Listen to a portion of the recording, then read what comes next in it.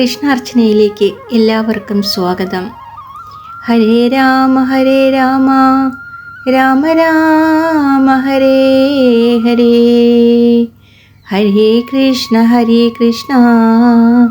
കൃഷ്ണ കൃഷ്ണ ഹരേ ഹരേ. ഭഗവാൻ ഒരു സാധാരണ ശിശുവായി കരയാൻ തുടങ്ങി.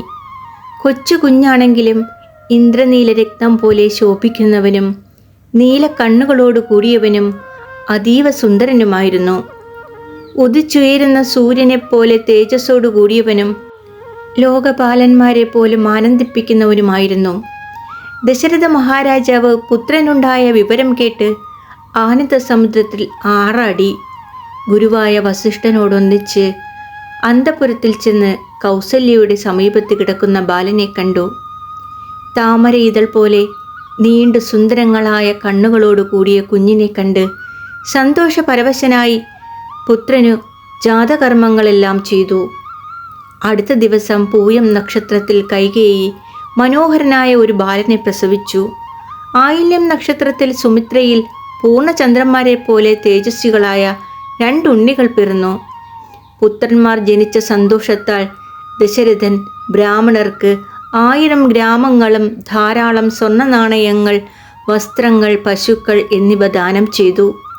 കൗസല്യയുടെ മകന് വസിഷ്ഠ മഹർഷി രാമൻ എന്ന് നാമകരണം ചെയ്തു. വിദ്യ കൊണ്ട് അജ്ഞാനം നശിക്കുമ്പോൾ യോഗികൾ രമിക്കുന്നത് പരമാത്മാവിലാണ്. അതിനാൽ രാമൻ എന്ന പേരിന് ആനന്ദസ്വരൂപനായ പരമാത്മാവ് എന്നാണ് അർത്ഥം. എല്ലാവരെയും ആനന്ദിപ്പിക്കുന്നവനെന്നും ആ പേരിന് അർത്ഥമുണ്ട്. ഭരണത്തിൽ അതിവിദഗ്ധനായി തീരുമെന്നതിനാൽ കൈകേയി പുത്രന് ഭരതൻ എന്നും പേര് നൽകി. സുമിത്രയുടെ ഒരു മകൻ സർവലക്ഷണങ്ങളും തികഞ്ഞവനായതിനാൽ ഗുരു ലക്ഷ്മണൻ എന്ന് പേരിട്ടു. ശത്രുക്കളെ സംഹരിക്കുന്നവനായി തീരുമെന്ന അർത്ഥത്തിൽ സുമിത്രയുടെ മറ്റേ പുത്രന് ശത്രുഘ്നൻ എന്ന് നാമകരണം ചെയ്തു. ലക്ഷ്മണൻ എപ്പോഴും രാമനോടും ശത്രുഘ്നൻ ഭരതനോടും ഒന്നിച്ചാണ് സഞ്ചരിച്ചിരുന്നത്. കൗസല്യ സുമിത്രയ്ക്ക് കൊടുത്ത പായസത്തിൻ്റെ അംശത്തിൽ നിന്നാണ് ലക്ഷ്മണൻ ജനിച്ചത്. കൈകേയി കൊടുത്ത പായസത്തിൻ്റെ അംശത്തിൽ നിന്നാണ് ശത്രുഘ്നൻ പിറന്നത്. അതാണ് ലക്ഷ്മണന് രാമനോടും ശത്രുഘ്നന് ഭരതനോടും മമതമുണ്ടാവാൻ കാരണം. രാമൻ ലക്ഷ്മണനോടൊന്നിച്ച് ആകർഷങ്ങളായ ബാലലീലകളെ കൊണ്ട് അച്ഛനമ്മമാരെ ആനന്ദിപ്പിച്ചു. അരയാലിലയുടെ ആകൃതിയിൽ നടുവിൽ മുത്തുപതിച്ച ഒരു സ്വർണ്ണത്തിലകം നെറ്റിയിൽ അണിഞ്ഞിരുന്നു. കഴുത്തിൽ രത്നങ്ങൾ പതിച്ച പുലിനഖമോതിരമാല ധരിച്ചിരുന്നു. കാതുകളിൽ രത്നകുണ്ടലങ്ങൾ ചാർത്തിയിരുന്നു. മെല്ലെ മെല്ലെ കിലുങ്ങുന്ന അരഞ്ഞാണ് അരയിൽ ശോഭിച്ചിരുന്നു. രത്നങ്ങൾ പതിച്ച തോൾവളകൾ ധരിച്ചിരുന്നു. പുഞ്ചിരിക്കുമ്പോൾ മുല്ലമൊട്ടുപോലെ മനോഹരങ്ങളായ കുഞ്ഞിപ്പല്ലുകൾ അല്പാൽപ്പം പുറമേക്ക് പ്രകാശിച്ചിരുന്നു. ഈ വേഷത്തിൽ അരമനയുടെ ഇറയത്തും ചിലപ്പോൾ മുറ്റത്ത് പശുക്കുട്ടികളുടെ പിന്നാലെയും മുട്ടുകുത്തി നടക്കുന്ന രാമനെ കണ്ട് കൗസല്യയും ദശരഥനും അത്യധികം സന്തോഷിച്ചു. ഊണ് കഴിക്കുന്ന സമയത്ത് ദശരഥ മഹാരാജാവ് രാമ വരൂ വരൂ എന്ന് വിളിക്കും. കളിയിലൂടെയുള്ള ഭ്രമം നിമിത്തം രാമൻ വരില്ല. കൂട്ടിക്കൊണ്ടു വരൂ എന്ന് കൗസല്യയോട് പറയും. പുഞ്ചിരി തൂകിക്കൊണ്ട് കൗസല്യ രാമനെ പിടിക്കാൻ ചെല്ലും. രാമൻ അമ്മയ്ക്ക് പിടികൊടുക്കാതെയും ഓടും. യോഗികളുടെ മനസ്സിന് പോലും തൊടാൻ കിട്ടാത്ത രാമൻ്റെ പിന്നാലെ കൗസല്യയും ഓടും. അങ്ങനെ കുറേ കഴിഞ്ഞാൽ ചിരിച്ചുകൊണ്ട് തന്നെത്താൻ അച്ഛൻ്റെ അടുത്തിലേക്ക് വരും. മണ്ണു പുരണ്ട കുഞ്ഞി കൈകളിൽ അച്ഛൻ നൽകിയ ചോറുരുള വാങ്ങി വീണ്ടും ഓടും. കൗസല്യ ഓരോ മാസത്തിലും പുണർന്ന നക്ഷത്രമാകുന്ന പിറന്നാൾ ദിവസം മുറുക്ക്, കൊഴക്കട്ട, അപ്പം, വട മുതലായ പലഹാരങ്ങൾ ഉണ്ടാക്കി ഭഗവാനെ ദേവിക്കുകയും പ്രത്യേക വഴിപാടുകൾ നടത്തുകയും ചെയ്തു വന്നു. രാമൻ്റെ വികൃതി കാരണം കൗസല്യയ്ക്ക് വീട്ടുജോലികൾ പോലും ചെയ്യാൻ നേരം കിട്ടിയില്ല. ഒരു ദിവസം രാമൻ അമ്മയുടെ അടുത്ത് ചെന്നു. അമ്മയെ വിശക്കുന്നു, ചോറ് തരൂ എന്ന് പറഞ്ഞു. ജോലി തിരക്കിനിടയിൽ കൗസല്യ അത് ശ്രദ്ധിച്ചില്ല. രാമന് കോപം വന്നു.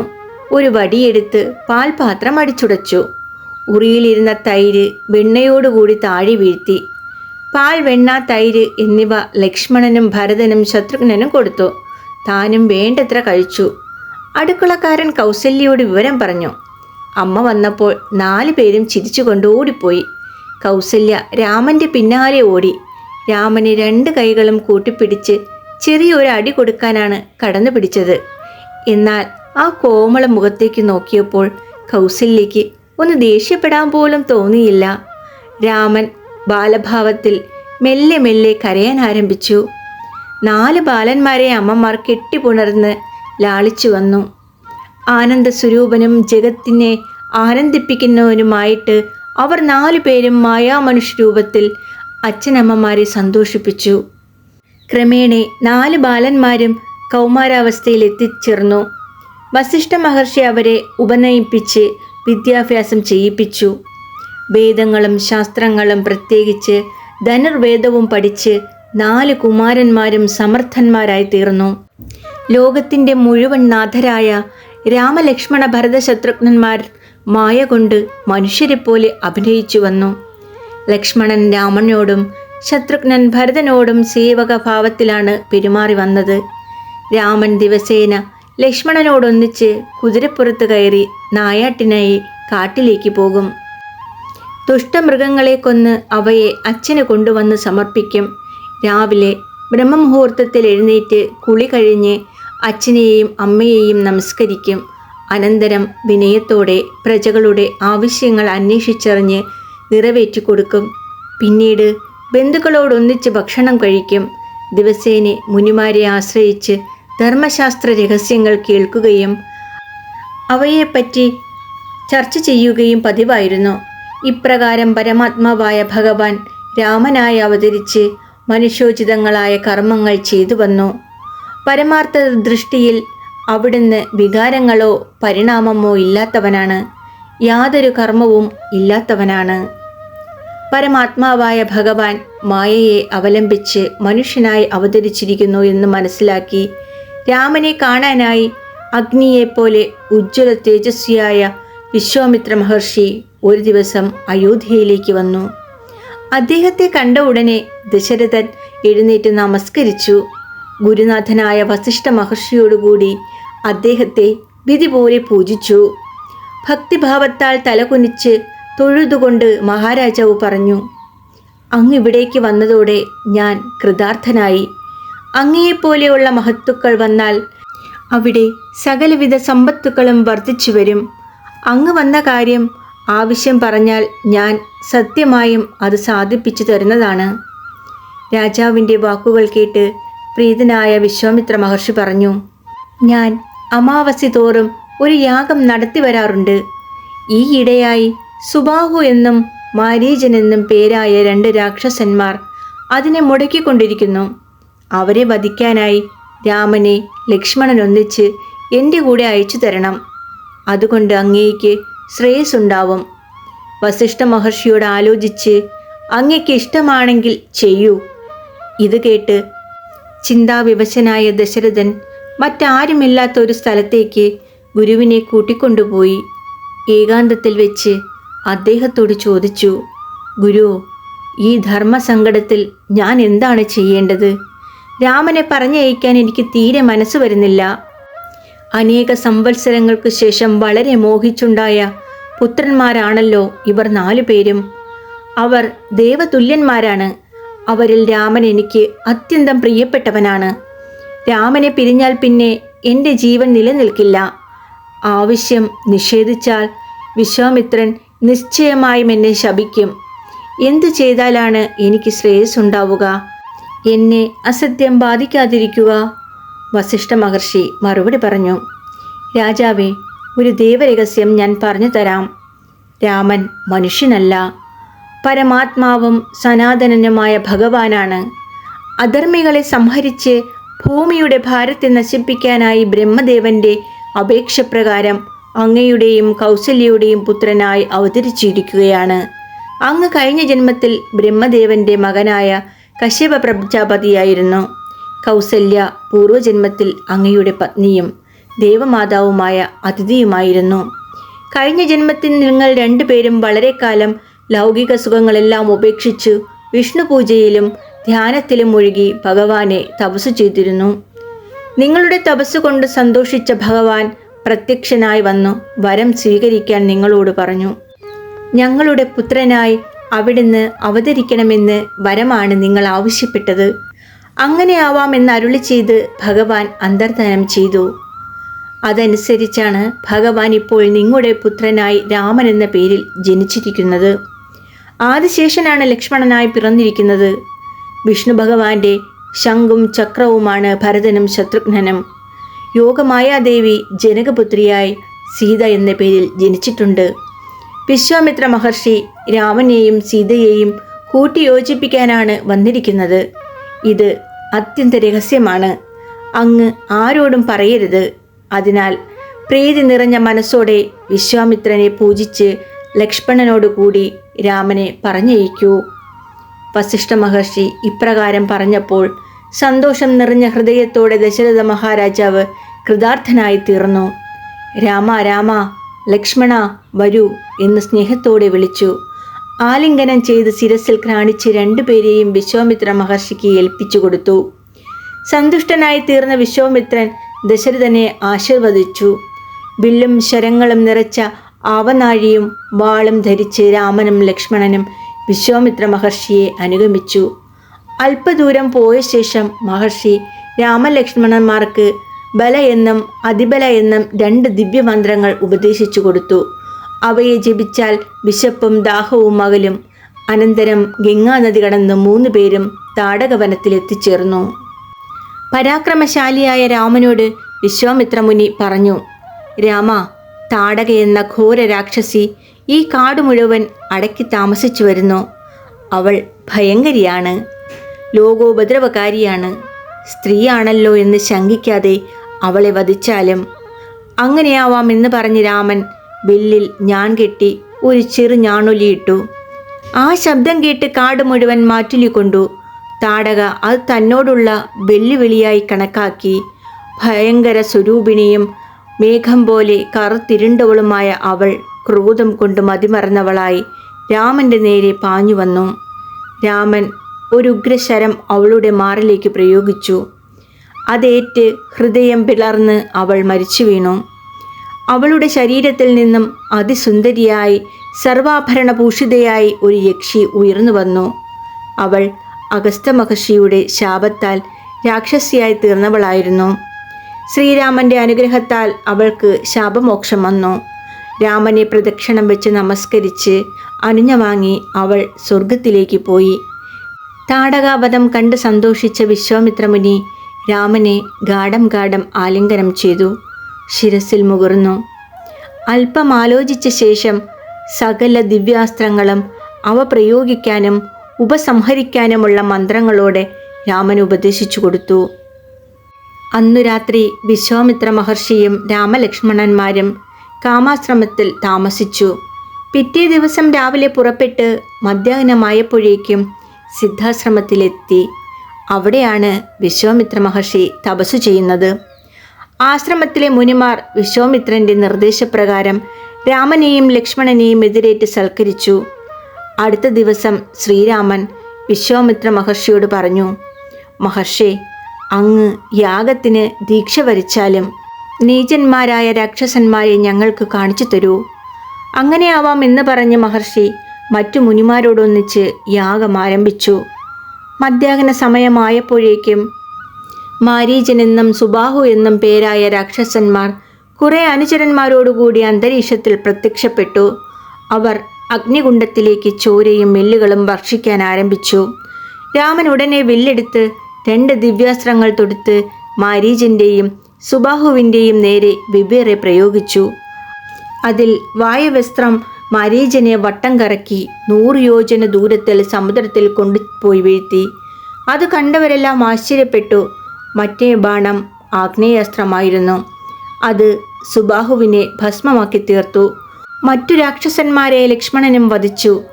ദേവന്മാർ രാമനെയും ലക്ഷ്മണനെയും പുഷ്പവൃഷ്ടി ചെയ്ത് അഭിനന്ദിച്ചു. ആകാശത്തിൽ ദേവവാദ്യങ്ങൾ മുഴങ്ങി. സിദ്ധന്മാരും ചാരണന്മാരും രാമലക്ഷ്മണന്മാരെ സ്തുതിച്ചു. വിശ്വാമിത്ര മഹർഷി രാമനെയും ലക്ഷ്മണനെയും വേണ്ട പോലെ സൽക്കരിച്ചു. 2 പേരെയും മടിയിലിരുത്തി ആലിംഗനം ചെയ്തു. ആനന്ദക്കണ്ണീർ കൊണ്ട് കുളിപ്പിച്ചു. സ്വാദുള്ള ഫലമൂലങ്ങൾ ആഹാരമായിട്ട് കൊടുത്തു. പുരാണ കഥകൾ പലതും പറഞ്ഞു കൊടുത്തുകൊണ്ട് 3 ദിവസം സിദ്ധാശ്രമത്തിൽ തന്നെ താമസിച്ചു. 4-ാം ദിവസം പ്രഭാതത്തിൽ വിശ്വാമിത്രൻ പറഞ്ഞു, രാമ, വിദേഹ രാജാവിൻ്റെ രാജ്യത്ത് ഒരു യാഗം നടന്നുകൊണ്ടിരിക്കുകയാണ്. അവിടെ പരമശിവന്റെ ശ്രേഷ്ഠമായ ഒരു വില്ലുണ്ട്.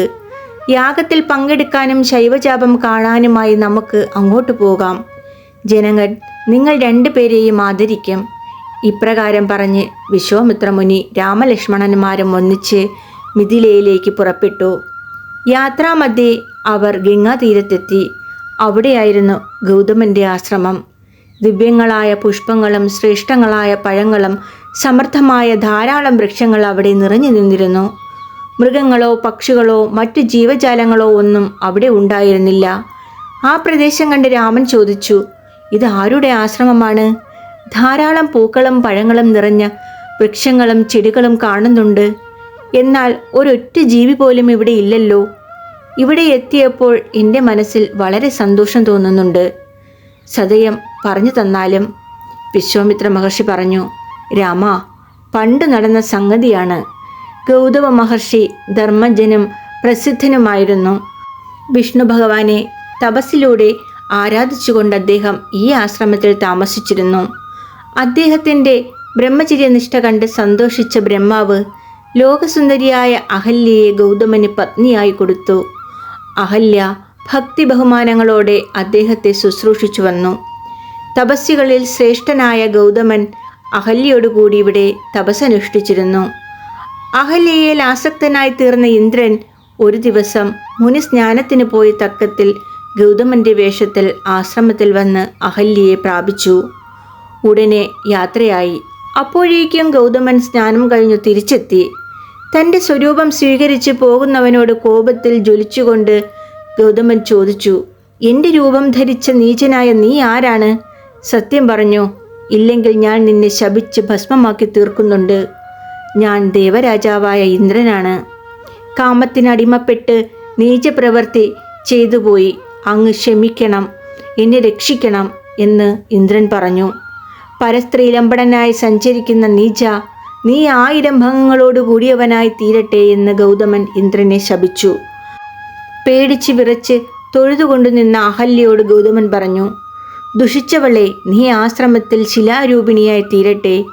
ആഹാരമൊന്നുമില്ലാതെ രാവും പകലും തപസ് ചെയ്തുകൊണ്ട് നീ ഇവിടെ താമസിക്കൂ.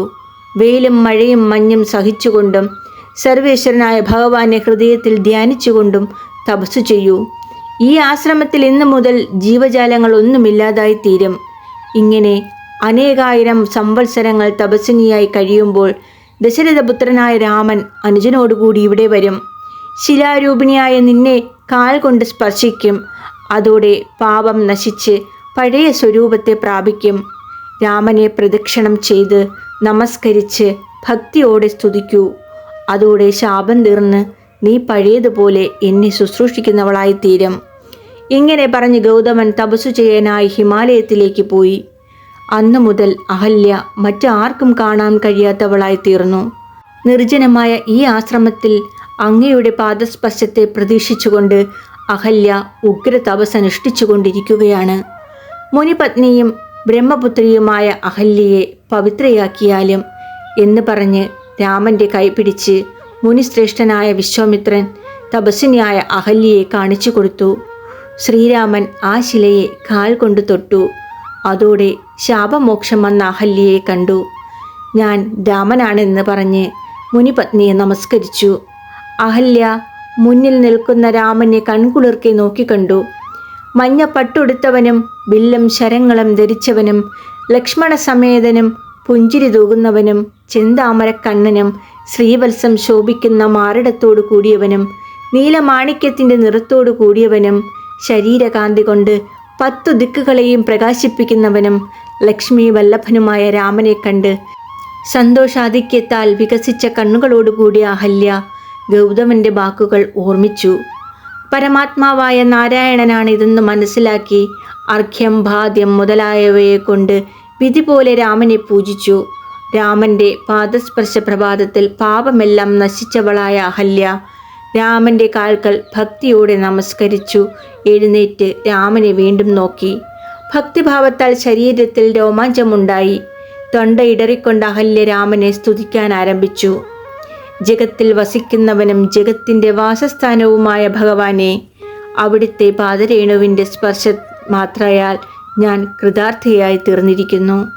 നിർമ്മല ചിത്തന്മാരായ ബ്രഹ്മാവ്, ശിവൻ എന്നിവർ പോലും അന്വേഷിച്ചു കൊണ്ടിരിക്കുന്നവയാണല്ലോ ഈ ചരണാരവിന്ദങ്ങൾ.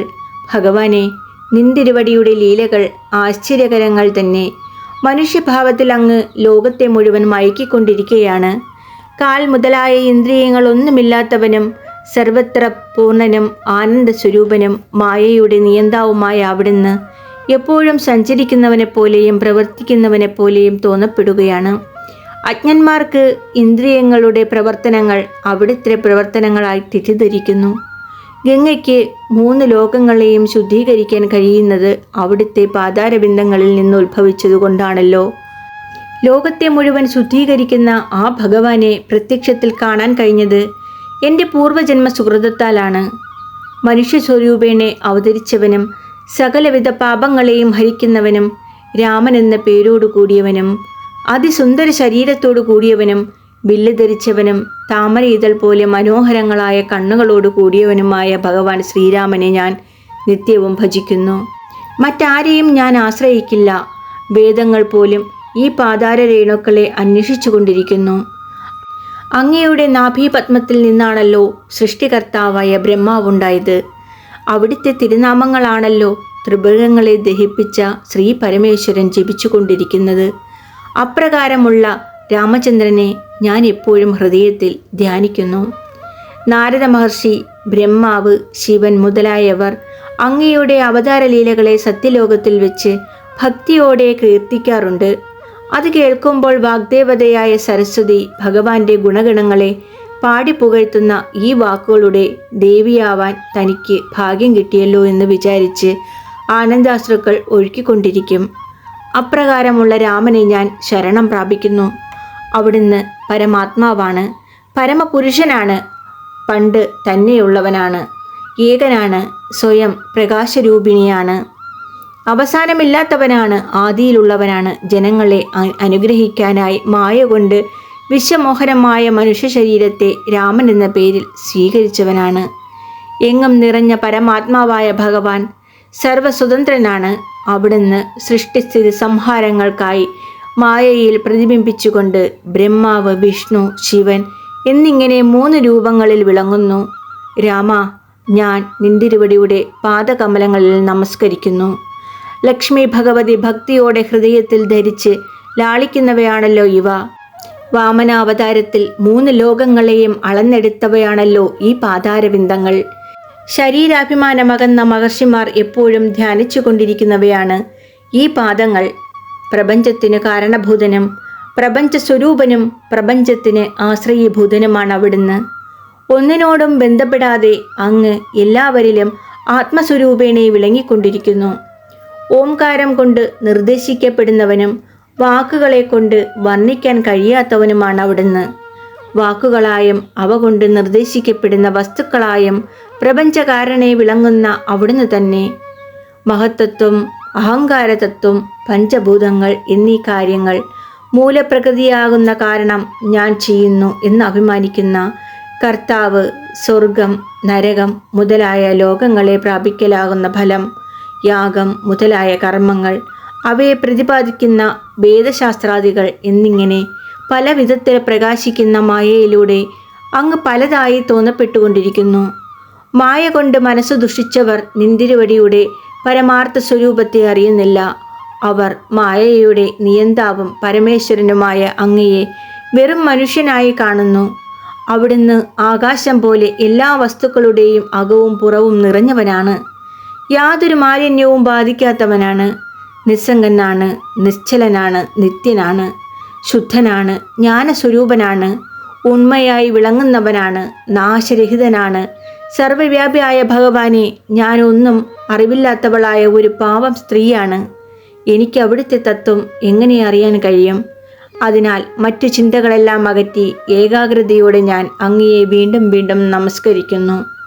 ഭഗവാനെ, ഭാവിയിൽ എവിടെയെല്ലാം ഏത് പരിതസ്ഥിതിയിൽ ജീവിക്കേണ്ടി വന്നാലും എനിക്കെപ്പോഴും അവിടുത്തെ പാതാരവിന്ദങ്ങളിൽ ഉറച്ച ഭക്തി ഉണ്ടാവണേ. ജീവന്മാരുടെ ആധിപതിയും ഭക്തവത്സലനും ഇന്ദ്രിയങ്ങളെ നിയന്ത്രിക്കുന്നവനും നാരായണനുമായ ഭഗവാനെ നിന്തിരുവടിക്ക് അനന്തകോടി നമസ്കാരം. സംസാര ഭയത്തെ നിശേഷം അകറ്റുന്നവനും ഏകനും കോടി സൂര്യന്മാരെ പോലെ പ്രകാശിക്കുന്നവനും കയ്യിൽ വില്ല് ധരിച്ചവനും മേഘവർണ്ണനും സ്വർണം പോലെ മിന്നിത്തിളങ്ങുന്ന മഞ്ഞുപട്ടുടുത്തവനും രത്നകുണ്ടലങ്ങൾ അണിഞ്ഞവനും ചെന്താമരക്കണ്ണനും ലക്ഷ്മണ സമേതനുമായ രാമനെ ഞാൻ സ്തുതിക്കുന്നു. തൻ്റെ മുൻപിൽ നിൽക്കുന്ന പരമപുരുഷനായ ശ്രീരാമനെ ഇപ്രകാരം സ്തുതിച്ച് നമസ്കരിച്ച് അനുവാദം വാങ്ങിക്കൊണ്ട് അഹല്യ ഗൗതമ മഹർഷിയുടെ സമീപത്തേക്ക് പോയി. അഹല്യയുടെ ഈ സ്തുതി ഭക്തിയോടെ പഠിക്കുന്നവൻ്റെ സകലവിധ പാപങ്ങളും നശിക്കും. അവൻ പരബ്രഹ്മതത്വത്തെ പ്രാപിച്ച് മുക്തനായിത്തീരും. പുത്രനുണ്ടായാൽ കൊള്ളാമെന്നാഗ്രഹിക്കുന്ന സ്ത്രീ വന്ധിയാണെങ്കിലും രാമനെ ഭക്തിയോടെ ഹൃദയത്തിൽ ധ്യാനിച്ച് നിത്യവും ഈ സ്തോത്രം ജപിക്കുകയാണെങ്കിൽ 1 സംവത്സരം കൊണ്ട് നല്ല ഒരു പുത്രനെ പ്രസവിക്കും. രാമൻ്റെ പ്രസാദത്താൽ സർവാഭിഷ്ടങ്ങളും സാധിക്കും. ബ്രഹ്മഹത്യ, ഗുരുപത്നീഗമനം, മോഷണം, മദ്യപാനം, അമ്മ, സഹോദരന്മാർ ഇവരുടെ വധം, വിഷയാസക്തിയിൽ മുഴുകിയ ജീവിതം, ഇങ്ങനെയുള്ള പരമപാപികൾ പോലും രഘുപതിയായ രാമനെ ഹൃദയത്തിൽ ധ്യാനിച്ചുകൊണ്ട് നിത്യവും ഈ അഹല്യാസ്തുതിയെ ഭക്തിയോടെ ജപിക്കുകയാണെങ്കിൽ എല്ലാ പാപങ്ങളും നശിച്ച് മുക്തരായിത്തീരും. ആ സ്ഥിതിക്ക് ധാർമ്മികരുടെ കാര്യം പറയാനുണ്ടോ? ഹരേ രാമ രാമ രാമ ഹരേ ഹരേ, ഹരേ കൃഷ്ണ കൃഷ്ണ കൃഷ്ണ ഹരേ ഹരേ.